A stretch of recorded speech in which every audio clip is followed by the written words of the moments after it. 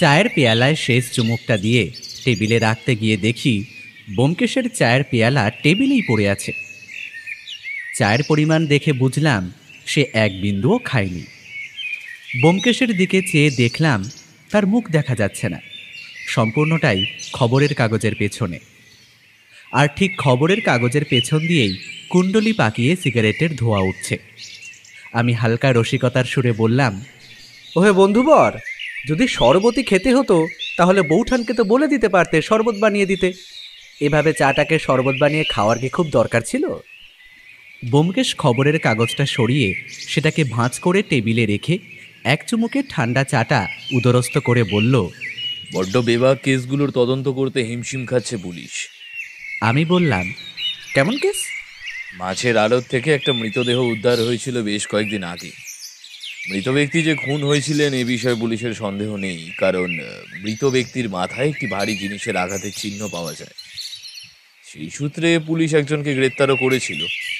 তবে সেই ব্যক্তিকে এখন রেহাই দিতে হবে, কারণ এই খুনের হাতিয়ার পাওয়া না যাওয়ায় খুনি যে গ্রেপ্তার হওয়া ব্যক্তি তা প্রমাণ করা সম্ভব হচ্ছে না।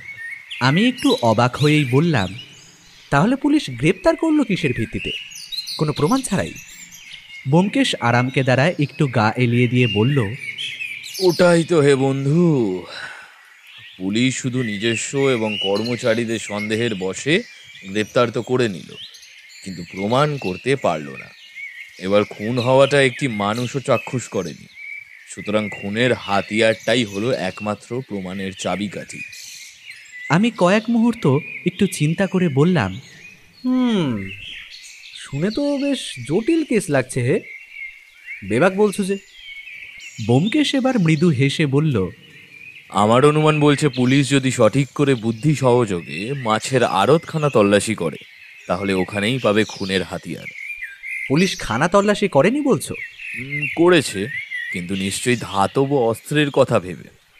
তাহলে তুমি বলতে চাইছো ধাতব অস্ত্র নয়? মাছের আড়ত খানা তল্লাশি করে যখন কোনো ধাতব অস্ত্রই পায়নি এবং সন্দেহভাজন ব্যক্তি খুন হওয়ার পর থেকে বাইরে যেতে পারেনি, তখন অনুমান করাই যায় যে খুনের হাতিয়ার ধাতব নয়। কি বলতে চাইছো একটু খোলসা করে বলো তো হে। আমার তো মাথায় কিছু ঢুকছে না, তুমি কি অনুমান করছো বলো তো?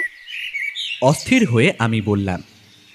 ব্যোমকেশ এবার আমার দিকে সামান্য এগিয়ে এসে বলল, বন্ধুবর, আমার অনুমান খুনটা হয়েছে বরফ দিয়ে। আমি অবাক হয়ে বললাম, বরফ দিয়ে? আগে হ্যাঁ, বরফের চাই দিয়ে মাথায় বাড়ি মেরে খুন করাটা মোটেই অস্বাভাবিক নয়। কিন্তু সে বরফ তো গলিয়েও ফেলতে পারে সেই ব্যক্তি। সেটা হয়নি, কারণ মাছের আড়ত থেকে বরফ গলিয়ে ফেলা অত সহজ নয়।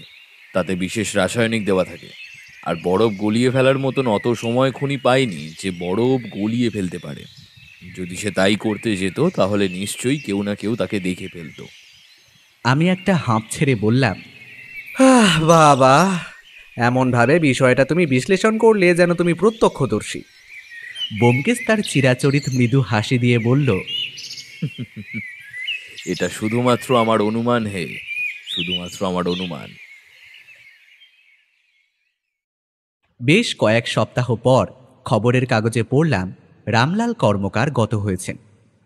রামলাল কর্মকারের পরিচয় দিতে গিয়ে বলি, বউবাজার এলাকায় তার বাড়ি। বাড়ি কম রাজপ্রাসাদ বলা ভালো। এক কথায় বলাই যায় তিনি কলকাতার এক জমিদার। 3 পুরুষের গয়নার ব্যবসা, প্রচুর সম্পত্তি। ব্যোমকেশ তাকে গয়নার জালিয়াতি চক্রজনিত কারণে সাহায্য করেছিল, সেই থেকে তার সাথে পরিচয়। মানুষ হিসেবে তিনি ভীষণ ভালো, স্বাভাবিকভাবেই হিসেবি আর ব্যবসা মনস্ক। খবরটা ব্যোমকেশকে দেখালাম। সে বলল সকালেই পড়েছে। নিঃসন্দেহে দুঃখজনক খবর। বয়সও হয়েছিল প্রায় 70-এর বেশি। খবরের কাগজে লেখা রয়েছে বার্ধক্যজনিত কারণে তিনি মারা গেছেন। বিকেলে ব্যোমকেশের নামে একটা চিঠি এলো। সে সেটা পড়ে আমার দিকে এগিয়ে দিল। দেখলাম রামলাল বাবুর শ্রাদ্ধে আমাদের নিমন্ত্রণ পত্র পাঠিয়েছেন বড় ছেলে নন্দলাল বাবু। আমি চিঠিটা পড়ে ব্যোমকেশকে জিজ্ঞেস করলাম, শেষ বেলায় তো আর দেখতে যাওয়া হলো না, এখন কি মনে করছো, যাবে? ব্যোমকেশ একটা দীর্ঘশ্বাস ছেড়ে বলল, হ্যাঁ, শেষ বেলায় যাওয়া হলো না বলেই তো এখন যাওয়াটা দরকার অজিত। ভদ্রতার খাতিরে আমাদের যাওয়াটা উচিত। যথাদিনে আমরা রামলাল বাবুর শ্রাদ্ধে গেলাম নিমন্ত্রণ রক্ষার খাতিরে এবং মানুষটার প্রতি শ্রদ্ধায়। সত্যি বলতে তার বাড়ির কারোর সাথেই তেমনভাবে পরিচয় ছিল না। শুধু রামলাল বাবুর বড় ছেলে নন্দলাল আর মেজ ছেলে মালিক লালের সঙ্গেই যা পরিচয় ছিল। সেদিনই অবশ্য রামলাল বাবুর ছোট ছেলেকেও দেখলাম, আলাপও করলাম। নাম মহিমলাল কর্মকার।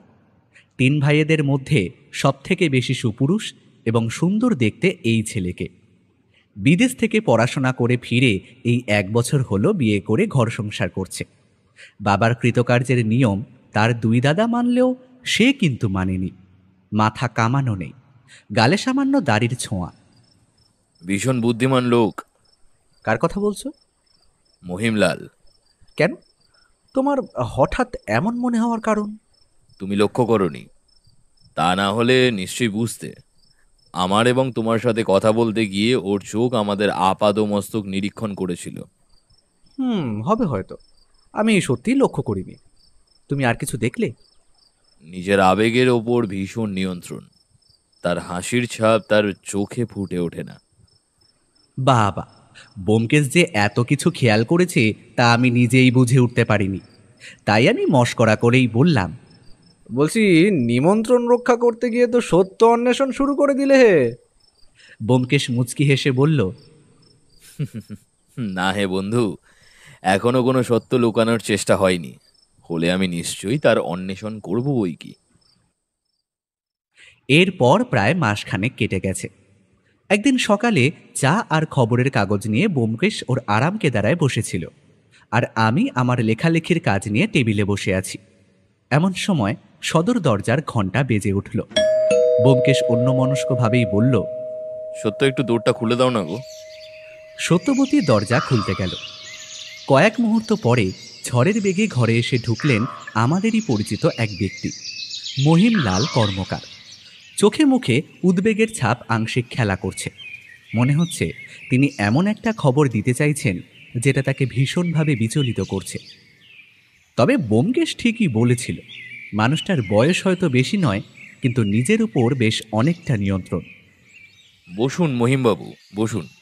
বলে ব্যোমকেশ নিজের আরাম কেদারা ছেড়ে উঠতে যাচ্ছিল, কিন্তু মহিমবাবু তাকে বাধা দিয়ে বললেন, ব্যস্ত হবেন না ব্যোমকেশবাবু, আমি ঠিক আছি। বলে মহিমবাবু তার পাশে রাখা চেয়ারটি টেনে বসলেন। তারপর একটা দীর্ঘ নিঃশ্বাস ছেড়ে বললেন, একটু জল হবে ব্যোমকেশবাবু? আমি উঠে গিয়ে 1 গ্লাস জল মহিমবাবুর দিকে এগিয়ে দিলাম। জলটা খেয়ে সম্পূর্ণরূপে তিনি ধাতস্থ হলেন। একটু আগেও তার চোখে মুখে যেই আংশিক উদ্বেগ খেলা করছিল, সেটা এখন পুরোপুরিভাবে নিশ্চিহ্ন। এবার ব্যোমকেশ প্রশ্ন করলেন মহিমবাবুকে, কোনো দুঃসংবাদ আছে নাকি? মহিমবাবু ফাঁকা জলের গ্লাসটার দিকে তাকিয়ে হ্যাঁ সূচক ঘাড় নাড়লেন। ব্যোমকেশ আবার বলল, আপনি আবার আমার কাছে দুঃসংবাদ দিতে এসেছেন, মানে সেটা নিশ্চয়ই গুরুতর, তাই আপনিই বলুন। মহিমবাবু এবার ব্যোমকেশের দিকে চোখ তুলে চাইলেন। সাধারণ এবং ধীর স্থির কণ্ঠে বললেন, গতকাল রাতে বড়দা মারা গেছেন। সকাল সকাল এমন একটা খবর পাবো বলে কল্পনাও করতে পারিনি। খবরের আকস্মিকতায় ঘরের ভেতর থাকা 3টে প্রাণীর শুধুমাত্র নিঃশ্বাস চলাচলের শব্দ শোনা যাচ্ছিল। ব্যোমকেশ প্রথম নিস্তব্ধতা ভাঙল। মহিমবাবু, আপনি যদি কিছুটা ধাতস্থ হয়ে থাকেন তাহলে ব্যাপারটা খুলে বলতে পারেন। মহিমবাবু বললেন, আমি ঠিক আছি ব্যোমকেশবাবু, আর আপনাকে ব্যাপারটা বলার জন্যই তো আপনার কাছে আসা। আমি বেশ কয়েকদিন বাড়ি ছিলাম না, স্ত্রীকে নিয়ে বেড়াতে গিয়েছিলাম শান্তিনিকেতন। গতকাল রাতে আমরা বাড়ি ফিরে আসি। তখনও পর্যন্ত বড়দার মধ্যে কোনো অসুস্থতার লক্ষণ ছিল না। সকালে উঠে দেখি এই কাণ্ড। বাড়িতে হুলস্থুল পড়ে গেছে। আমি বেরোবার সময় দেখলাম মেজদা পুলিশকে খবর দিল, সুতরাং এতক্ষণে পুলিশ এসে তদন্ত শুরু করে দিয়েছে। মেজদার থেকে অনুমতি নিয়ে আপনার কাছে এলাম। যদি আপনি একটি বার আমাদের বাড়িতে এখন যেতেন ব্যোমকেশবাবু, তাহলে খুব উপকার হতো। ব্যোমকেশ বিনা বাক্য ব্যয় করে চেয়ার ছেড়ে উঠে পোশাক বদলে নিয়ে মহিমবাবুর অনুরোধ রক্ষা করতে তৈরি হয়ে গেল। আন্দাজ প্রায় ৩০ মিনিট পর আমরা মহিমবাবুর কালো ৪ চাকা গাড়িতে করে রামলাল কর্মকারের বাড়িতে এলাম। বাড়ির বাইরে বেশ কয়েকজন পুলিশ হাবিলদারদের দেখতে পেলাম, যারা ব্যোমকেশকে দেখে সেলাম ঠুকল। বাড়িতে ঢুকে পুলিশ ইনচার্জ মজুমদার মশাইয়ের সঙ্গে দেখা হলো। ঘরে গিয়ে দেখলাম মৃত্যুর কারণ জানার জন্য মৃতদেহ ময়না তদন্ত করতে পাঠানো হয়েছে। ঘরের এক কোনায় একটি চেয়ারে বসে আছেন মেজ ছেলে মানিকলাল কর্মকার। মুখ দেখেই বোঝা যাচ্ছে দাদার মৃত্যুতে ভীষণভাবে বিমর্ষ। ব্যোমকেশকে দেখে মানিকলাল বাবু চেয়ার ছেড়ে উঠবার উপক্রম করে বললেন, আরে আসুন আসুন ব্যোমকেশ বাবু। আপনাকে ব্যস্ত হতে হবে না মানিকলাল বাবু, আপনি বসুন, আমি এখানেই আছি। বলে ব্যোমকেশ ঘরটা একবার চোখ বুলিয়ে দেখে নিল। বেশ বড় সাজানো গোছানো পরিপাটি একটা ঘর। ঘরে ধনী গৃহস্থের আসবাবপত্র রয়েছে। ঘরে লোকজন বলতে শুধুমাত্র মানিকবাবু এবং তার পায়ের কাছে বসে থাকা একটি চাকর। ব্যোমকেশ এসো অজিত বলে ঘরের বাইরে বেরিয়ে এলো। ঘরের বাইরে ইন্সপেক্টর মজুমদার দাঁড়িয়েছিলেন। ব্যোমকেশ মিস্টার মজুমদারকে প্রশ্ন করল, আচ্ছা, এই ঘরটাই কি নন্দলাল বাবুর ঘর? আগে হ্যাঁ। বাড়ির কাউকে জেরা করেছেন? না, এখনো শুরু করিনি। যতক্ষণ না বুঝছি যে মৃত্যুটা অস্বাভাবিক ততক্ষণ জেরা করাটা কি উচিত হবে? না, একেবারেই নয়। আপনি কি মনে করছেন ব্যোমকেশবাবু, মৃত্যুটা কি অস্বাভাবিক? এই মুহূর্তে ময়না তদন্ত শেষ না হওয়া অবধি কিছু আন্দাজ করা মুশকিল। আচ্ছা, ময়না তদন্তের ফলাফল কবে পাওয়া যাবে? আজই পাওয়া যাবে। জানাবেন আমায়। অবশ্যই স্যার। মানিকলাল বাবুর সঙ্গে দেখা করে আমি আর ব্যোমকেশ বিদায় নিলাম। বিকেলে ইন্সপেক্টর মজুমদার টেলিফোনে খবর দিলেন ময়না তদন্তের ফলাফল চলে এসেছে। ব্যোমকেশ থানায় গেল। আমিও তার সঙ্গ নিতাম, কিন্তু আমার নেহাতি জরুরি লেখালেখির কাজগুলো বাকি ছিল বলে আমি ঘরেই রয়ে গেলাম। সন্ধে ব্যোমকেশ থানা থেকে ফিরে এলো। তাকে ময়না তদন্তের ফলাফল সম্বন্ধে জিজ্ঞেস করাতে সে জানালো নন্দলাল কর্মকারের মৃত্যু বিষক্রিয়ার ফলে হয়েছে। খাবারে বিষ মিশে সেই খাবার পেটে যাওয়ার ফলেই মৃত্যু। মৃত্যুর সময় জিজ্ঞেস করাতে ব্যোমকেশ বলল আন্দাজ মাঝরাতে নন্দলাল বাবুর মৃত্যু ঘটেছে। একটা প্রশ্ন মনে উকি দেওয়াতে ব্যোমকেশকে জিজ্ঞেস করলাম, তুমি কি বাড়ির লোকেদের উপরে সন্দেহ করছো ব্যোমকেশ? ব্যোমকেশ সত্যবতীকে চা আনার জন্য বলে আরাম কেদারায় গা এলিয়ে দিয়ে বলল, মহিমবাবুর কথা অনুযায়ী নন্দলাল বাবুর মৃত্যুর দিন ওই বাড়িতে কোনো বহিরাগতের প্রবেশ ঘটেনি। সুতরাং এটা অনুমান করাটা কি খুব কঠিন যে নন্দলাল বাবুর হত্যাকারী তার নিজের বাড়ির লোকেদের মধ্যেই কেউ? আমি বেশ অবাক হলাম। মাত্র কয়েক মাস আগেই ওই বাড়িতে একটা মৃত্যু ঘটল, আর তার কয়েক মাস পরেই খুন। ব্যোমকেশ, তাহলে কি তুমি এই কেসটা নেবে?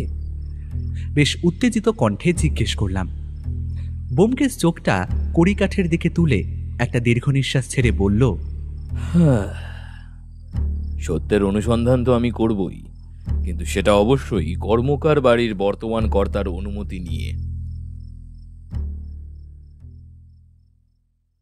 পরদিন সকালে মানিকলাল বাবুর টেলিফোন পেয়ে আমরা গেলাম কর্মকার বাড়িতে। আমার একটা কথা ভেবে ভীষণভাবে আশ্বস্ত হচ্ছি যে ব্যোমকেশকে আর আলাদা করে অনুমতি নেওয়ার প্রয়োজন হয়নি। মানিকলাল বাবু নিজেই ব্যোমকেশকে অনুরোধ করেছেন ওনার দাদা নন্দলাল কর্মকারের হত্যাকারীকে শনাক্ত করার জন্য। কর্মকার বাড়িতে পৌঁছে ব্যোমকেশ সরাসরি মানিকলাল বাবুকে বললেন, বাড়ির সকলের সাথে আমি একটু কথা বলতে চাই, এতে আপনার কোনো আপত্তি নেই তো? না না, একেবারেই আপত্তি নেই। কিন্তু ব্যোমকেশ বাবু, আপনি কি মনে করছেন আমার দাদার হত্যাকারী এই বাড়ির কেউ? সেটা আপনার ছোট ভাই মহিমলাল বাবুর কথাতেই স্পষ্ট হয়েছিল। মানিকলাল বাবু চুপ করে মাথা নিচু করে রইলেন। ব্যোমকেশ বলল, মানিকলাল বাবু, আমি আপনাকে কয়েকটা প্রশ্ন করতে চাই, কারণ কিছু বিষয় সম্বন্ধে আমার পরিষ্কার ধারণা থাকাটা বিশেষ প্রয়োজন। হ্যাঁ, নিশ্চয়ই করুন। যেদিন রাতে আপনার দাদা নন্দলাল বাবু মারা যান, সেদিন এই বাড়িতে কে কে উপস্থিত ছিল? বাবা মারা যাবার পর এই বাড়িতে আমরা 9 জন, মানে বড় বৌদি, আমি, আমার বউ, মহিম ওর স্ত্রী, আমার এক ছেলে এবং এক মেয়ে, আর বাড়ির 2 চাকর। সেদিন রাত্রে বাড়িতে এরা সবাই উপস্থিত ছিল। মহিম আর ওর স্ত্রী শান্তিনিকেতন ঘুরতে গিয়েছিল। সেখান থেকে ওরা সেদিন সন্ধ্যায় ফেরে। আপনার ছেলেমেয়ের বয়স কত? ছেলের বয়স 7 আর মেয়ের বয়স 9। আচ্ছা, সেদিন সন্ধ্যের পর থেকে নন্দলাল বাবু কি কোনো অদ্ভুত আচরণ করছিলেন? না, একেবারেই না। প্রত্যেকটা সাধারণ দিনের মতো সেদিনও দাদার আমি দোকান থেকে যথাসময়ে ফিরে এসেছিলাম বাড়িতে। বাড়িতে ফেরার পর নন্দলাল বাবুর সাথে কি আপনার আর দেখা হয়েছিল? হ্যাঁ, খাবার টেবিলে হয়েছিল। ব্যোমকেশ কিছুক্ষণ থেমে এবার জিজ্ঞেস করল, আচ্ছা, নন্দলাল বাবুর কোনো সন্তান ছিল না? না। নন্দলাল বাবু এবং ওনার স্ত্রীর মধ্যে সম্পর্ক ভালো ছিল? হ্যাঁ, বেশ ভালোই ছিল। কখনো এই বিষয় নিয়ে ওদের মধ্যে ঝামেলা হতে দেখিনি। মহিম বাবুরও সন্তান নেই, তাই তো? মহিমের বিয়ে হয়েছে মাত্র 1 বছরও হয়নি। বেশ, আপনাকে আর কোনো প্রশ্ন আমার করার নেই। আমি বাড়ির বাকি সদস্যদের সাথে কথা বলতে চাই। মানিকলাল বাবু চলে গেলে কিছুক্ষণ পর ঘরে এসে প্রবেশ করলেন নন্দলাল বাবুর স্ত্রী কঙ্কাবতী দেবী। ভদ্রমহিলার সঙ্গে রামলাল বাবুর শ্রাদ্ধের দিন আলাপ হয়েছিল। খুবই হাসি খুশি রূপসী রমণী, আর আজ পরনে সাদা থান, কঠিন মুখে দুঃখের ছাপ স্পষ্ট। ব্যোমকেশ বিনম্র সুরে ভদ্রমহিলাকে উদ্দেশ্য করে বলল, আপনাকে এইভাবে এই সময় বিরক্ত করার জন্য ক্ষমা করবেন। আমি যথাযথ প্রচেষ্টা করব আপনার স্বামীর হত্যাকারীকে শনাক্ত করার। আশা করব আপনি আমার এই প্রচেষ্টায় আমাকে সাহায্য করবেন। ভদ্রমহিলা মাটির দিকে তাকিয়ে চুপ করে রইলেন। আপনার স্বামীর কি কোনো শত্রু ছিল, ঘরে বা বাইরে? কঙ্কাবতী দেবী না সূচক মাথা নাড়লেন। সেদিন রাতে আপনার সঙ্গে দোকান থেকে ফেরার পরের ঘটনাগুলো একটু খুলে বলবেন? কঙ্কাবতী দেবী চোখের জল মুছে বলা শুরু করলেন। সেদিন রাতে প্রত্যেকটা সাধারণ দিনের মতোই দোকান থেকে ফিরে এসে কিছুক্ষণ বিশ্রাম নিয়ে উনি খেতে বসেন। সাধারণত উনি সকলের সাথে বসেই রাতের খাবার খান, কিন্তু সেদিন খিদে পেয়েছে বলে তিনি সবার আগে বসে পড়েছিলেন। খাওয়া দাওয়ার পর প্রতিদিনের মতো মেজো ওনার জন্য দুধ বানিয়ে আনে। প্রত্যেক রাতে ওনার হলুদ দুধ খাওয়া অভ্যেস ছিল। এরপর উনি শুতে যান।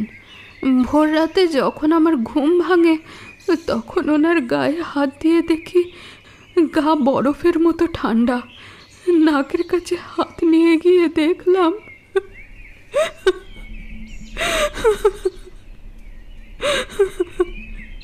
এতদূর বলে কান্নায় ভেঙে পড়লেন ভদ্রমহিলা।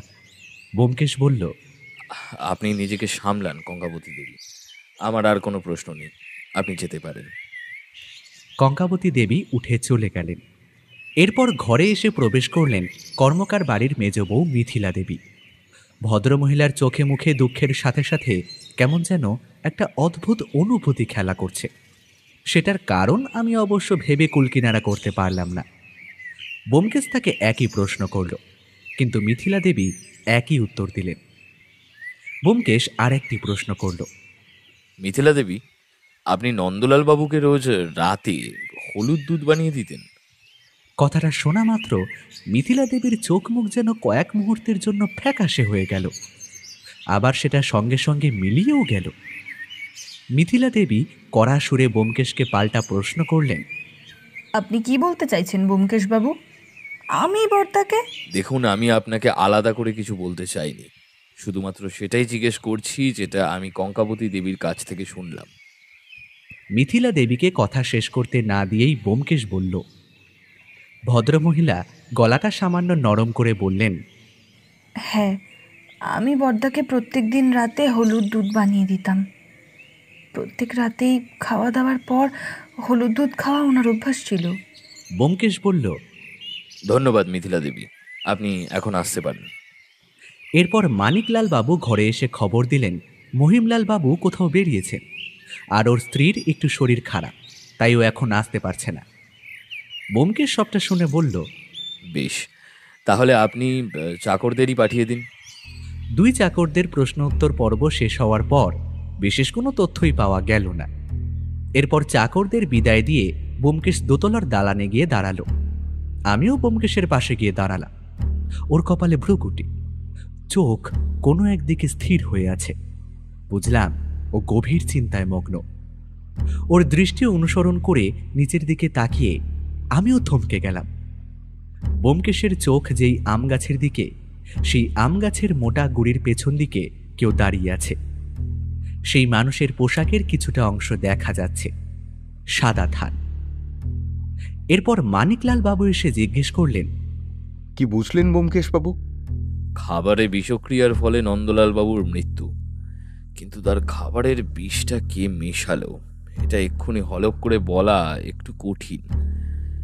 তবে আমি কথা দিচ্ছি মানিকলাল বাবু, এই খুনের পেছনের আসল সত্যের অনুসন্ধান আমি করেই ছাড়ব।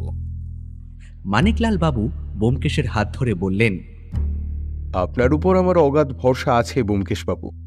আমি জানি আপনি ঠিক আমার দাদার হত্যাকারীকে বের করে আনবেন।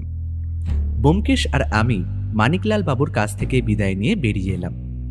বেরোবার সময় দেখলাম পাশের বাড়ির বাগানে কয়েকজন লোক মাটি খুঁড়ছে এবং তাদের সামনে দাঁড়িয়ে একজন ভদ্রমহিলা কাঁদছে।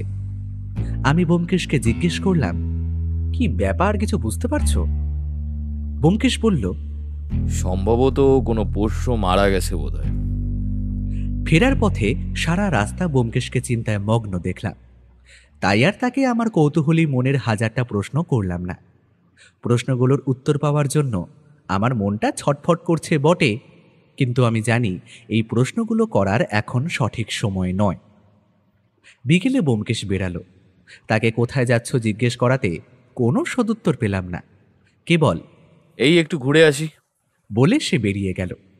ব্যোমকেশের তদন্তে শুরু থেকে যে আমি তার সব ভাবনা জানব না, এটাই স্বাভাবিক।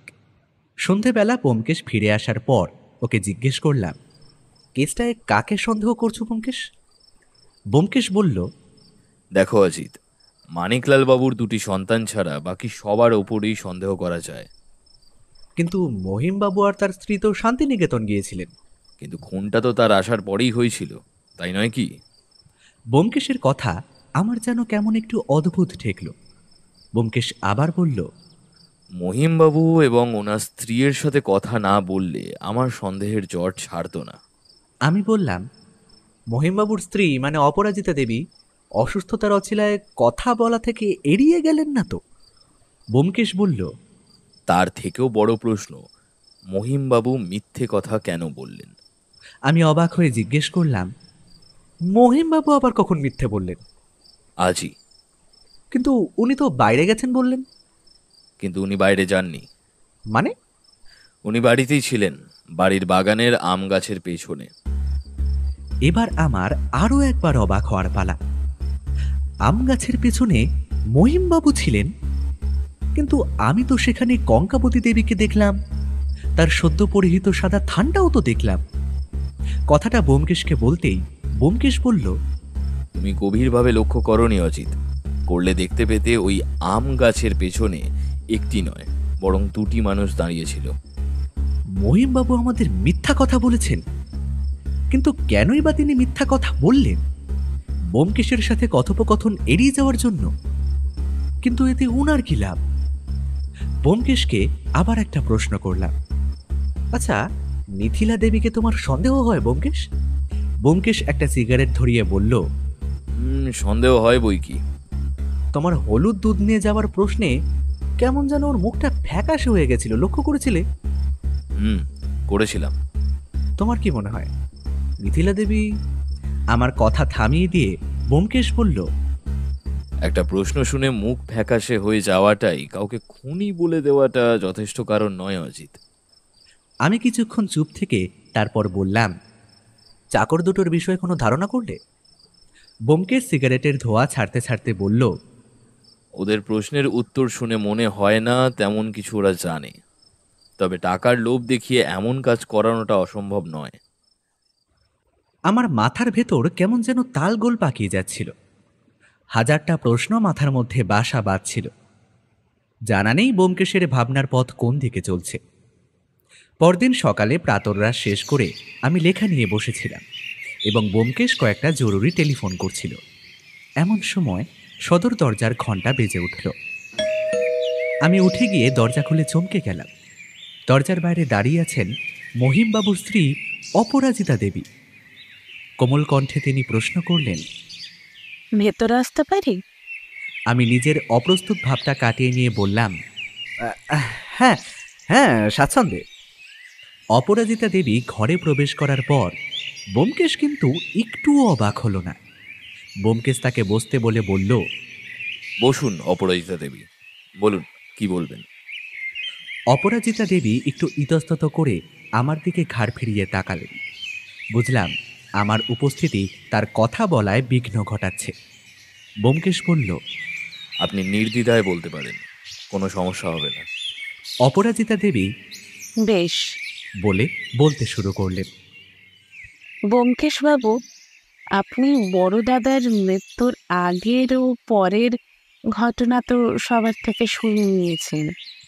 এবার আমি আপনাকে কয়েকটা কথা বলতে চাই, যেগুলো ওনারা জানেন না, তাই আর আপনাকে তাদের জানানোটা সম্ভব হয়ে ওঠেনি। বলুন। আমি আর আমার স্বামী যেদিন শান্তিনিকেতন থেকে ফিরে আসি, সেই দিনকে আমাদের ফেরার কথা ছিল না। আমরা মাত্র একদিন আগে শান্তিনিকেতনে গিয়েছিলাম। ইচ্ছে ছিল কয়েকদিন সেখানে কাটিয়ে তারপর আসব। কিন্তু ওখানে যাওয়ার একদিন পরে আমার স্বামী জেদ করে এবং আমায় নিয়ে ফিরে আসেন। এর কারণটা কি জানতে পারি? ব্যোমকেশ প্রশ্ন করল। অপরাজিতা দেবী একটু ইতস্তত করে জবাব দিলেন, হয়তো ঘর সংসারের কথা এভাবে বাইরের লোককে বলাটা শোভনযুক্ত নয়, তবুও বলছি কারণ এটা হয়তো আপনাকে আপনার তদন্তে সাহায্য করতে পারে। আমার সাথে আমার স্বামীর সম্পর্ক ভালো নয়। আমি তাকে নিয়ে সম্পূর্ণভাবে ঘর সংসার করার চেষ্টা করলেও সে আমায় নিয়ে মোটেও সন্তুষ্ট নয়। নিতান্তই খুঁটিনাটি বিষয় নিয়ে আমার সাথে উনি ঝামেলা করতে থাকেন। আমি কালই আপনার সাথে কথা বলতে চাইছিলাম, কিন্তু উনি আমায় বাধা দেয় এবং তারপর নিজে বেরিয়ে যান। ওনার বারণ না শুনলে ওনাকে অসম্মান করা হবে, তাই আমি শরীর খারাপের অজুহাত বানিয়ে আপনার সাথে আর কথা বলিনি। ভদ্রমহিলা কথা বলতে বলতে বারবার ঘরের এদিক ওদিক চাইছিলেন। ব্যোমকেশ এবার সেটার ভিত্তিতেই প্রশ্ন করল, আপনার কি তাড়া রয়েছে খুব? অপরাজিতা দেবী একটু অপ্রস্তুত হয়ে বললেন, হ্যাঁ, তা রয়েছে বটে। আসলে বাড়ির কেউ জানে না যে আমি এখানে এসেছি। নিজের কিছু গয়না কেনার অজুহাতে আমি বাড়ি থেকে বেরিয়ে এসেছি। সময় মতো ফিরতে না পারলে অসুবিধায় পড়তে হতে পারে। বেশ, তাহলে তাড়াতাড়ি বলুন আপনার কি বলবার রয়েছে। দেখুন ব্যোমকেশবাবু, আমার স্বামী হয়তো অপরাধী নন, কিন্তু ওনার লোভ ওনাকে অনেক পথে নিয়ে যেতে বাধ্য করে। আচ্ছা, নন্দলাল বাবু এবং কঙ্কাবতী দেবীর মধ্যে সম্পর্ক কেমন ছিল জানেন? আমি যতদূর দেখেছি বেশ ভালোই ছিল। ওনাদের হয়তো সন্তান ছিল না, কিন্তু তাই নিয়ে ওনাদের মধ্যে কখনো ঝামেলা হতে দেখিনি। তবে তবে কি? ব্যোমকেশ কৌতূহলী হয়ে প্রশ্ন করল। বড়দিদি এবং মেজদিদি একে অপরকে ভীষণভাবে হিংসা করতেন। বড়দিদি একটু নরম স্বভাব গোছের মহিলা বলে তাকে মেজদিদি বেশিরভাগ সময় হেনস্থা করতেন। নন্দলাল বাবু সেটা জানতেন? সম্ভবত জানতেন না, কারণ বড়দিদি ভীষণ চাপা স্বভাবের। আচ্ছা, আপনার কাউকে সন্দেহ হয়?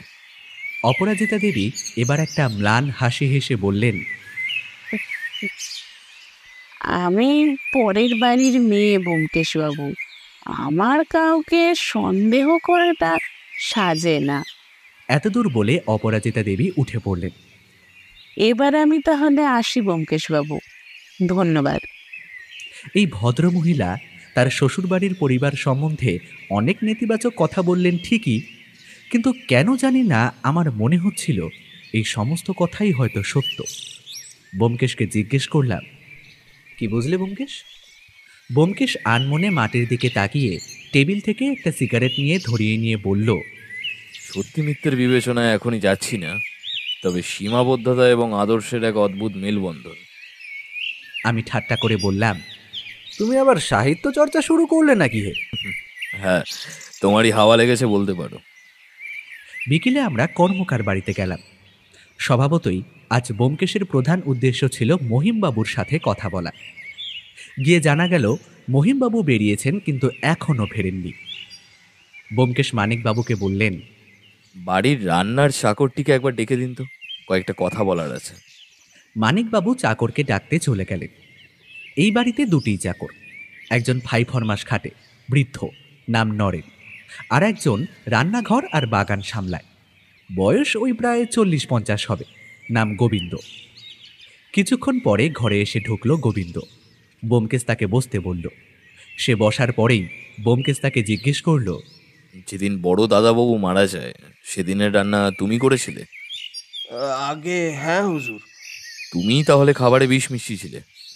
গোবিন্দ চমকে গিয়ে থতমত খেয়ে বলল, না হুজুর, আপনি এ কি বলছেন? আমি বড় দাদাবাবুরে কেন মারতে যাব?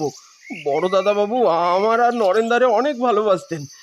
বিশ্বাস করেন হুজুর, আমি বড় দাদাবাবুরে মারিনি। বেশ, তাহলে তুমি আমার আর একটা প্রশ্নের উত্তর দাও দেখি। তোমার মেজ দিদিমণি যখন বড় দাদাবাবুর জন্য হলুদ দুধ তৈরি করতেন, তখন সেটা তোমার চোখের সামনে তৈরি করতেন? কখনো কখনো রান্না করে আমার সামনেও করতেন, আবার কখনো কখনো নিজের ঘরে করতেন। সেদিন কোথায় করেছিলেন? আগে নিজের ঘরে হুজুর।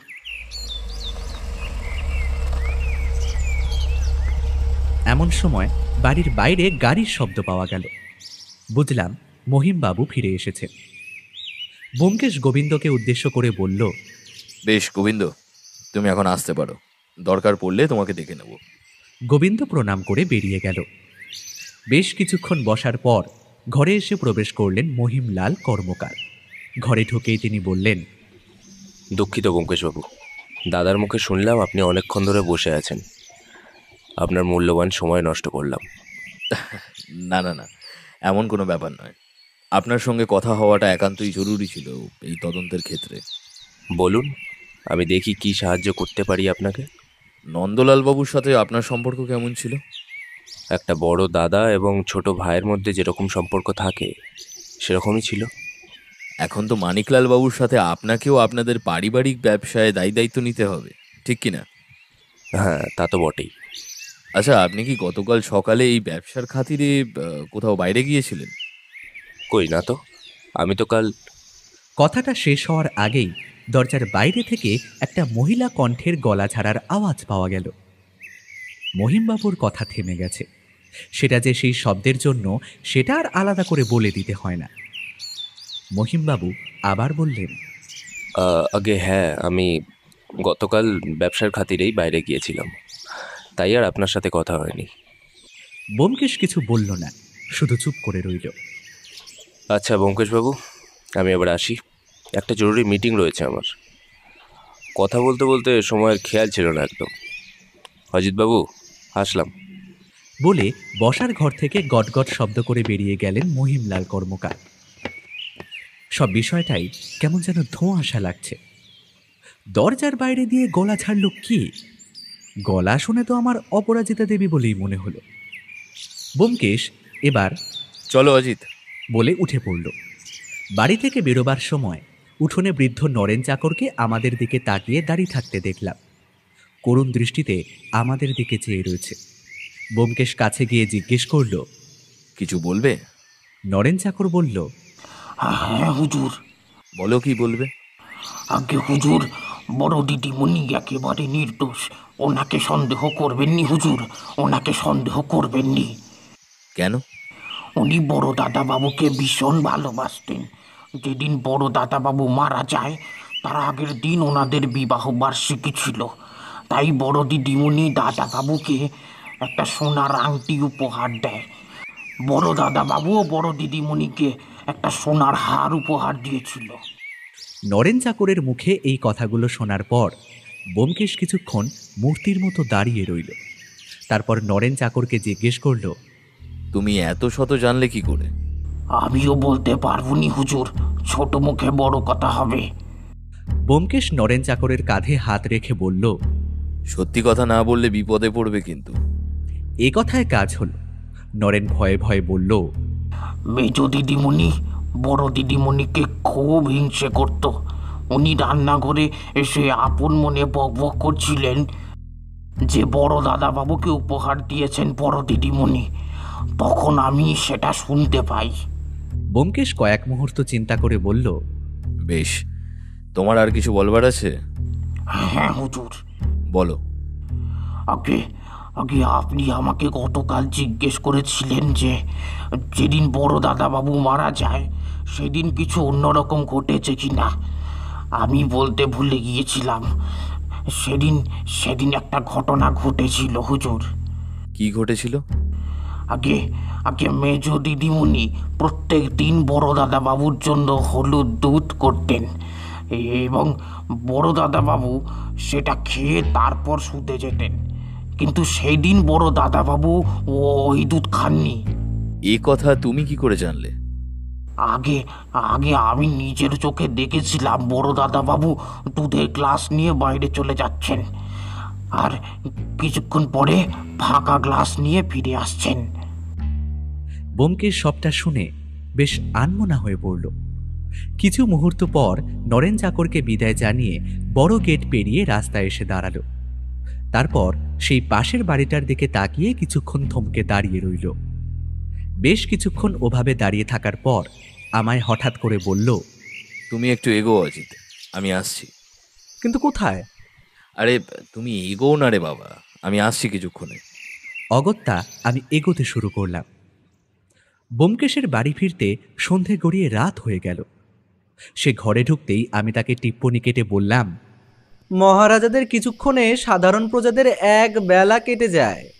ব্যোমকেশ হাসতে হাসতে বলল, ক্ষমা করো হে বন্ধুবর, বেশ কয়েকটা কাজ ছেড়ে আস্তে আস্তে দেরি হয়ে গেল। তা কি এমন রাজকার্য করে এলে যে গোটা একটা বেলা তোমার কাবার হয়ে গেল? শত্রুপক্ষকে যুদ্ধে হারানোর জন্য কিছু ছক কষে এলাম। আমি উত্তেজিত হয়ে প্রশ্ন করলাম, বলছি এই ব্যোমকেশ, তুমি কি খুনিকে ধরতে পেরে গেছো? ব্যোমকেশ একটা বাঁকা হাসি হেসে বলল, ধৈর্য ধরো হে বন্ধুবর, যথা সময়ে সব জানতে পারিবে। আমি আশাহত হয়ে বললাম, ধুস, তোমার এই উদ্বেগের আগুনে ঘি ঢেলে দিয়ে তারপর হেয়ালি করার বিষয়টা ভীষণ বিরক্তিকর ব্যোমকেশ। ব্যোমকেশ হো হো করে হেসে উঠল। তবে একদিক থেকে আশ্বস্ত এটা ভেবে হচ্ছি যে ব্যোমকেশের এই হাসির মর্ম সে এই তদন্তের সমাধান প্রায় বাগে এনে ফেলেছে। পরদিন সকালে ব্যোমকেশ মানিকবাবুকে টেলিফোন করলেন। হ্যালো, হ্যাঁ মানিকবাবু, যদি আপনার অনুমতি পাওয়া যায় তাহলে নন্দলাল বাবুর পড়ার ঘরটা একটু সার্চ করতে চাই। হ্যাঁ হ্যাঁ, সমাধানের কথা না হয় সামনাসামনি হোক। বেশ বেশ বেশ, ঠিক আছে। টেলিফোন রিসিভারটা রেখে দেওয়ার পর ব্যোমকেশ আমার দিকে ফিরে বলল, তৈরি হয়ে নাও অজিত, আমরা বেরোবো। নন্দলাল বাবুর পড়ার ঘরে গত আধ ঘন্টা ধরে খুঁজেও ব্যোমকেশ যখন নিজের মন মতো কিছুই পেল না, তখন সে একটা দীর্ঘ নিঃশ্বাস ছেড়ে চেয়ারের উপর বসে পড়ল। আমি অনেকক্ষণ লক্ষ্য করার পর ব্যোমকেশকে জিজ্ঞেস করলাম, তুমি খুঁজছোটা কি ব্যোমকেশ? ব্যোমকেশ বলল, একটা ডায়েরি। মানিকবাবু আমাদের সঙ্গেই ছিল। তিনি বললেন, আচ্ছা, ডায়েরির রং কি কালচে সবুজ? ব্যোমকেশ ব্যস্ত হয়ে বলল, হ্যাঁ হ্যাঁ হ্যাঁ, আপনি পেয়েছেন? মানিকবাবু বললেন, আগে না, কিন্তু ওটা দেখেছি বই কি। দাদা অনেক সময় দোকানে বসে ওই ডায়েরিতে লিখতেন। কি লিখতেন তা অবশ্য কখনো দেখিনি। ব্যোমকেশ একটা দীর্ঘ নিঃশ্বাস ফেলে বলল, ওই ডায়েরিটা পেলে তদন্তের অনেকটা লাভ হতো। এমন সময় হঠাৎ করে এই ঘরে আবির্ভাব হলো এক বাচ্চা ছেলে। সে একটা কাগজের প্লেন নিয়ে খেলছে এবং মুখ দিয়ে প্লেনের মতো আওয়াজ করার চেষ্টা করছে। বুঝলাম সেটা মানিকবাবুর ছোট ছেলে। কাগজের প্লেনটা বাচ্চা ছেলেটার হাত থেকে উড়তে উড়তে ব্যোমকেশের কোলে এসে পড়ল। মানিকবাবু ছেলেকে নরম করে বকে দিয়ে বললেন, বাবু ঘরে যাও, লোক এসেছে, এমন দুষ্টুমি করে না। তারপর ব্যোমকেশের দিকে ফিরে বললেন, ভীষণ দুষ্টু, স্কুলে থাকলে বাঁচো, আর না হলে সারা দিন লাফালাফি করতে থাকে। ব্যোমকেশ ছেলেটার কাগজের প্লেনটাকে ভালো করে লক্ষ্য করতে করতে বলল, এই বয়সেই তো দুষ্টুমি মানায় মানিকবাবু। এই বলে সে বাচ্চা ছেলেটির হাত ধরে বলল, চলো আমরা একটু প্লেন উড়িয়ে আসি। বলে এসে ঘর দিয়ে বেরিয়ে গেল। একটু আগে অবধি যে পাগলের মতো একটা ডায়েরি খুঁজছিল, সে এখন একটা ছোট্ট বাচ্চার সাথে খেলতে ছুটল। আমি নিজের মনেই হাসতে হাসতে দোতলার দালানের দিকে এগিয়ে গেলাম। দালানে গিয়ে দেখলাম সেখানে কঙ্কাবতী দেবী দাঁড়িয়ে আছেন। সদ্য স্নান করে এসেছেন বোধহয়। লম্বা কালো কোমর অবধি চুল, ভেজা চুলগুলো গামছা দিয়ে মুছছেন। আমায় দেখে ম্লান হাসি হেসে উনি ঘরের মধ্যে চলে গেলেন। অত্যন্ত সুশীল রমণী, বয়স তার রূপে ঢাকা পড়ে গেছে। মুখ দেখে ভীষণ শান্ত বলেই তো মনে হয়। এমন একজন মহিলার উপর কেউ ঈর্ষা করতে পারে? হয়তো নারী বলেই তা সম্ভব। ব্যোমকেশের ডাকে সম্বিত ফিরে পেলাম। চলো হে অজিত, এবার যাওয়া যাক। চলে আসার পথে ব্যোমকেশ মানিকবাবুকে ডেকে বেশ কিছুক্ষণ ধরে তার সাথে কথা বললে। ওরা দুজন বেশ দূরে দাঁড়িয়ে কথা বলছিল, তাই আমার পক্ষে সেটা শোনাটা সম্ভব ছিল না। ব্যোমকেশ ফিরে এলে তাকে বললাম, আর কত ধৈর্যের পরীক্ষা নেবে বলো তো দেখি? ব্যোমকেশ আমার পিঠে একটা চাপড় মেরে বলল, আজ রাতটা অবধি ধরো অজিত। পিঠে চাপড়টা বেশ জোরেই পড়েছিল, কিন্তু সে কথা বেমালুম ভুলে গেলাম। এই উত্তেজনার চাপে রয়েছি যে সব সমস্যার সমাধান আজ রাতেই হতে চলেছে। বিকেলে স্বভাবতই আবার ব্যোমকেশ বেরোলো এবং সন্ধ্যের মধ্যে আবার ফিরে এসে বলল, খাওয়া দাওয়া শেষ করে তাড়াতাড়ি শুয়ে পড়ো অজিত, আজ আমরা নিশি ভ্রমণে বেরোবো। ভ্রমণের গন্তব্য যে কোনটা হবে সেটা আর আমাকে আলাদা করে বলে দিতে হচ্ছে না, তা আমি বেশ বুঝতে পারছি। এখন থেকেই মনে মনে কেমন যেন একটা শিহরণ অনুভব করছি, আর মনে কয়েকজনের মুখ ভেসে উঠছে। মহিমবাবু, চাকর নরেন, মিথিলা দেবী, অপরাজিতা দেবী। কেন জানি না আমার মনে সন্দেহটা এদের চারজনের ওপরই এসে পড়েছে। রাতে আমরা যখন বেরোলাম তখন ঘড়ির কাঁটায় প্রায় 11:30। রাস্তাঘাট শুনশান, জনমানবের কোনো চিহ্ন মাত্র নেই। আমরা খানিকক্ষণ পর গিয়ে পৌঁছলাম কর্মকার বাড়িতে। ব্যোমকেশের কথা মতো গেটের বাইরে অপেক্ষা করতে লাগলাম। বেশ কিছুক্ষণ পর রাস্তার ওপার থেকে একজন লোককে এগিয়ে আসতে দেখলাম। আমি ব্যোমকেশকে হাতের ঠেলা দিয়ে সেই লোকটিকে দেখাতে চাইলাম। ব্যোমকেশ একটা শব্দ করে বুঝিয়ে দিল যে সেও দেখেছে লোকটাকে। লোকটা আমাদের একদম কাছাকাছি আসার পর তাকে চিনতে পারলাম, মানিকলাল কর্মকার। মানিকবাবু ব্যোমকেশকে জিজ্ঞেস করলেন, এবার তবে যাওয়া যাক। হ্যাঁ চলুন। আপনার স্ত্রী কি বাড়ির ভেতরেই আছে? হ্যাঁ, ভিতরেই আছেন। এই কথোপকথনের অর্থ আমি বুঝলাম না। শুধু এই মুহূর্তে ওদের দুজনকে অনুসরণ করে আমি বাড়ির উদ্দেশ্যে রওনা হলাম। সদর দরজার কাছে আসতেই ব্যোমকেশ মানিকবাবুকে জিজ্ঞেস করলেন, নকল চাবি এনেছেন তো? সে আর বলতে, বলে মানিকবাবু সদর দরজা খুলে ফেললেন। বাড়ি সম্পূর্ণ অন্ধকার। ব্যোমকেশকে অনুসরণ করে আমরা দুজন দোতলার দিকে চললাম। আমি ধারণা করেছিলাম যে ব্যোমকেশ সমস্যার সমাধান করবে এই বাড়িতে এসে, কিন্তু এই বাড়িতে এসে থেকে তো আমরা অন্ধকারে চোরের মতো ঢোকা ছাড়া আর কিছুই করছি না। আমার মনের মধ্যে কেমন যেন এক অদ্ভুত রোমাঞ্চকর অস্থিরতা কাজ করছে। দোতলায় ওঠার পর একটা শব্দ পেলাম, কোনো নারী কণ্ঠের হাসির শব্দ। অন্ধকারে এত বড় বাড়িতে রাতের বেলায় এমন এক নারী কণ্ঠের হাসি শুনে আমার গাটা কেমন যেন ছমছম করে উঠল। আবার এলো সেই নারী কণ্ঠের হাসির শব্দ। একবার, দুবার, তিনবার। তিনবারের মাথায় একটা পুরুষ কণ্ঠেরও মৃদু হাসি শোনা গেল। ব্যোমকেশ ও মানিকবাবু পরস্পরের মুখ চাওয়াচাই করলেন। তারপর ব্যোমকেশ এগিয়ে গেল হাসির শব্দ ভেসে আসা ঘরটির দিকে। আমরা দুজন তাকে অনুসরণ করছি। ব্যোমকেশ একটা দরজার সামনে এসে দাঁড়ালো। তারপর সেই দরজা 2 হাত দিয়ে দরাম করে খুলে ঘরের ভেতরে ঢুকে গেল। আমরা দুজন তার পেছন পেছন ঢুকলাম। মানিকবাবু ঘরের বাতি জ্বালতেই স্তম্ভিত হয়ে গেলাম। ঘরের মধ্যে একটাই পালঙ্ক, আর সেই পালঙ্কের উপর অপ্রত্যাশিত অবস্থায় শুয়ে আছেন মহিমলাল কর্মকার ও কঙ্কাবতী দেবী। মহিমলালের চোখ থেকে আগুন ঠিকরে বেরোচ্ছে। কঙ্কাবতী দেবী তার পরিহিত সাদা থান দিয়ে নিজের অপ্রত্যাশিত অবস্থাটিকে ঢাকার চেষ্টা করছেন। তোর লজ্জা লাগে না ভাই? বলে হুঙ্কার দিয়ে মানিকবাবু মহিমবাবুর গালে একটা সপাটে চড় মারলেন। ব্যোমকেশ মানিকবাবুকে উদ্দেশ্য করে বললেন, মানিকবাবু নিজেকে সামলান। মিথিলা দেবী ও অপরাজিতা দেবীর ঘর বাইরে থেকে বন্ধ করে দেওয়া হয়েছে, ওগুলোকে খোলবার ব্যবস্থা করুন। ওনাদের এই আসরে থাকাটা ভীষণ প্রয়োজন। মানিকবাবু চলে গেলেন। মহিমবাবুর মুখ রাগে, লজ্জায়, অপমানে রাঙা হয়ে উঠেছে। কঙ্কাবতী দেবী নিজেকে কোথায় লুকোবেন তা বুঝতে পারছেন না। কিছুক্ষণ পর মানিকবাবু এ বাড়ির বাকি দুই বউকে নিয়ে ফিরে এলেন। ব্যোমকেশ বাকিদেরকে দেখে বলল, বসুন সকলে। অজিত, ওনাদের বসার বন্দোবস্তটা করে দাও। আমি কিছু করবার আগেই সকলে নিজের জায়গা মতো বসে পড়ল। ব্যোমকেশ বলা শুরু করল, প্রথমেই খুনের ব্যাপারে আসি। এতদিন আমাদের কাছে একটাই প্রশ্ন ছিল যে নন্দলাল বাবুকে কে খুন করেছে, কিন্তু নন্দলাল বাবুকে কে নয়, কারা খুন করেছে। তাকে যারা খুন করেছে তাদের নিশ্চয়ই কোনো উদ্দেশ্য ছিল এই খুনের পেছনে।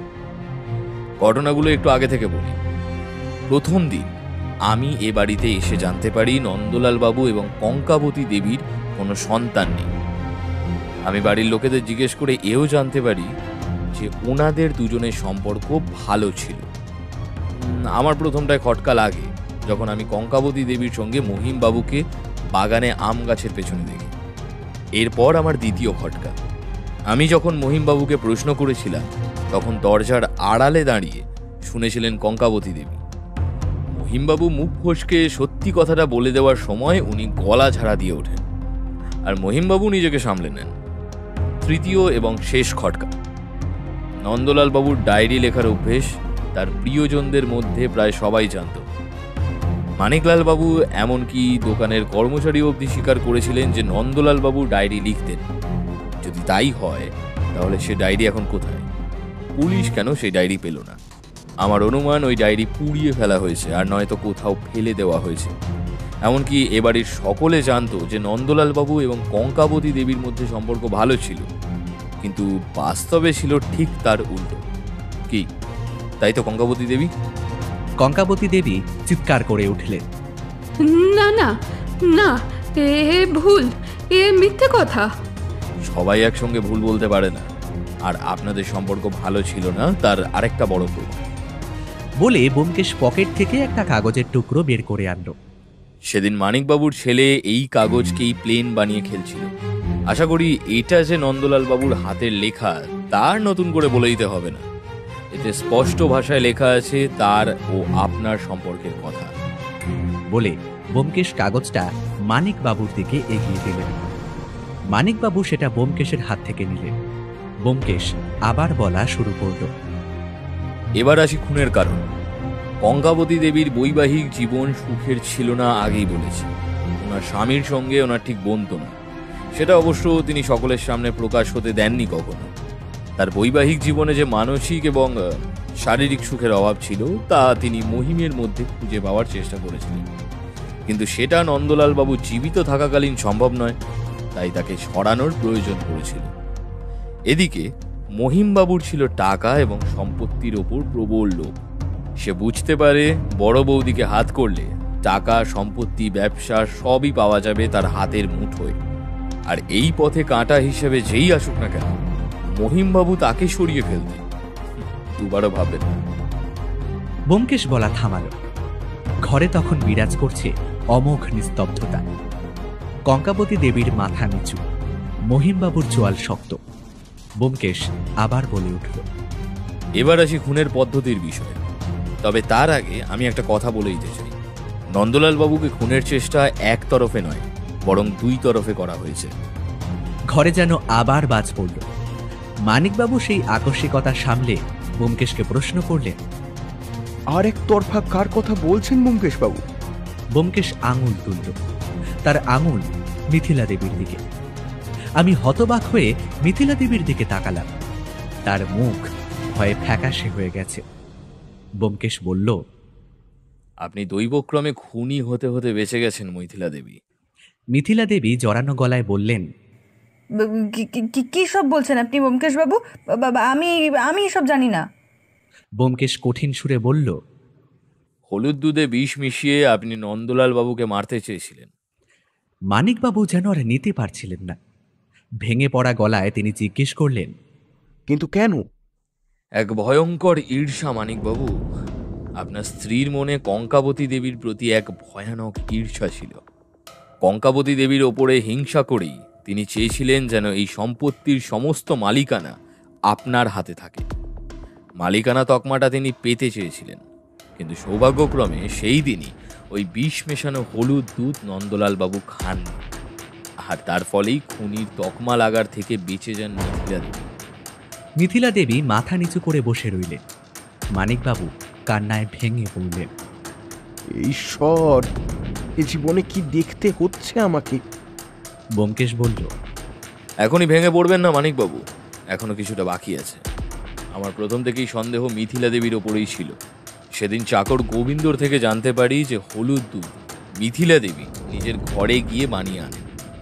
তখনই আমি প্রায় নিশ্চিত হয়ে গেছিলাম যে এই খুনটি মিথিলা দেবী করেছেন, কারণ রান্নাঘরে খাবারে বিষ মেশালে সেটা কেউ না কেউ দেখেই ফেলতো, আর রান্না করার সময় খাবারে বিষ মেশালে সে খাবার কেউই খেতে পারতো না। সুতরাং উপায় একটাই, গোপনে এসে বিষ মেশানো। এবার আমি একটা প্রশ্ন না করে আর থাকতে পারলাম না।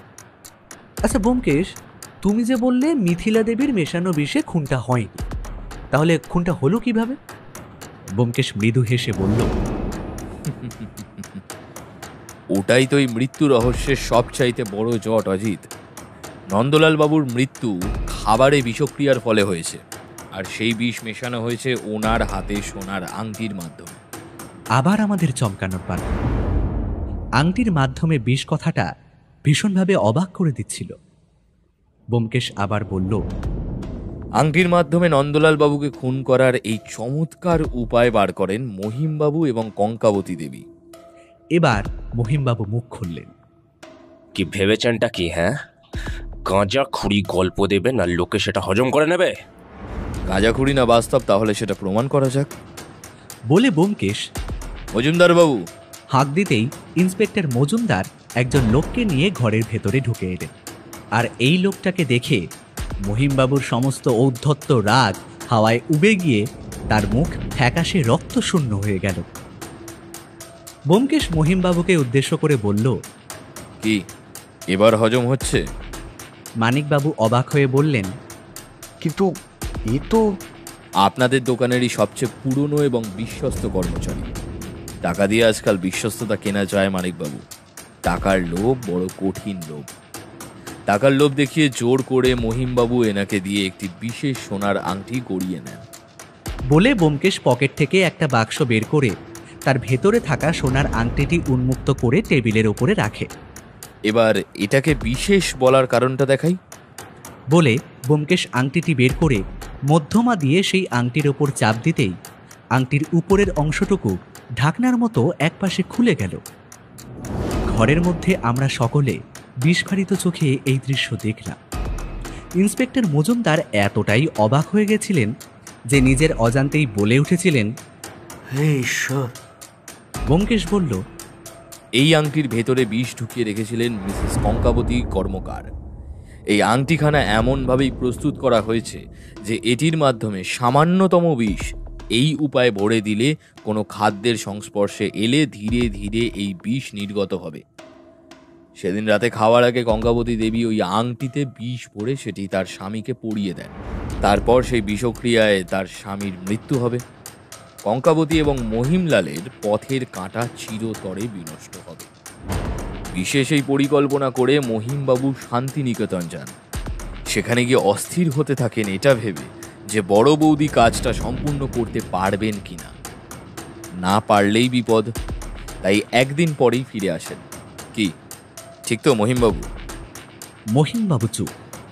ব্যোমকেশ বলে চলল, আংটির মক্ষম ষড়যন্ত্রে এরা দুজন সামিল করে দোকানের বিশ্বস্ত কর্মচারী মিস্টার ঘোষকে। এরপর নিজের পাপের প্রায়শ্চিত্ত করার জন্য মিস্টার ঘোষ ভয় সব স্বীকার করেন আমার কাছে, আর আপনাদের দুজনের পালাবার পথ সম্পূর্ণভাবে বন্ধ করেন। এত কিছুর পর কঙ্কাবতী দেবী ও মহিমলালের আর কিছু বলার রইল না। তারা দুজনেই কেবল মাথা নিচু করে ফ্যাকাশে মুখে বসে রইলেন। পুলিশ ওদের দুজনকে গ্রেপ্তার করে নিয়ে যাওয়ার পর ব্যোমকেশ মানিকবাবুকে যথাসম্ভব সান্ত্বনা দিয়ে অপরাজিতা দেবীকে তার বিশেষ সহযোগিতার জন্য ধন্যবাদ জানিয়ে বাইরে বেরিয়ে এলাম। বাইরে এসে ব্যোমকেশকে বললাম, এ কাহিনীর পরিণতি তাহলে কি দাঁড়ালো? কলঙ্কিনী কঙ্কাবতী? বাহ, বেশ ভালো বলেছো তো হে। আমি একটা দীর্ঘ নিঃশ্বাস ছেড়ে বললাম, মানুষ কতটা নীচ, তাই না? যেই মানুষের কাম ক্রোধ লোভের ওপর নিয়ন্ত্রণ নেই সেই মানুষকে বিপদে পড়তেই হবে। এবার ব্যোমকেশকে জিজ্ঞেস করলাম, আচ্ছা, তুমি কেসটার সমাধান বের করলে কি করে? এই কেসটায় নরেন চাকর না মুখ খুললে ফ্যাসাদে পড়তে হতো। সেদিনের কথা বলছো? হ্যাঁ, সেদিনই ও যদি না বলতো আংটির কথা, তাহলে মিথিলা দেবীকে খুনি ভেবে তার বিরুদ্ধে প্রমাণ খুঁজতে গিয়ে অন্ধকারে হাতড়াতে হতো। হ্যাঁ, তা বটে। সে তো আবার এটাও বলেছিল যে মিথিলা দেবীর বানানো হলুদ দুধ নন্দলাল বাবু খাননি। তাও ঠিক। তবে যাই বলো ব্যোমকেশ, পাপ যাই করুক না কেন মিথিলা দেবী খুনির তকমা লাগার থেকে কিন্তু বাঁচিয়ে দিয়ে গেলেন নন্দলাল বাবু। না হে অজিত, খুনের তকমা তো লেগেছে। আমি অবাক হয়ে জিজ্ঞেস করলাম, খুনির তকমা লেগেছে মানে? ব্যোমকেশ নিজের সেই চিরাচরিত হাসিটা হেসে বলল, মানে হলো সেদিন মিথিলা দেবীর বানানো দুধ খেয়ে এক নিরপরাধ প্রাণের মৃত্যু অবশ্যই ঘটেছিল। তবে সেটা নন্দলাল বাবুর নয়, ওই বাড়ির বিড়ালটার। ব্যোমকেশের হাতের আঙুল অনুসরণ করে দেখলাম পাশের বাড়ির বাগানে এক জায়গায় মাটির ঢিপি করা কবর, আর সেই কবরের নিচে শুয়ে রয়েছে এক নিরপরাধ প্রাণ।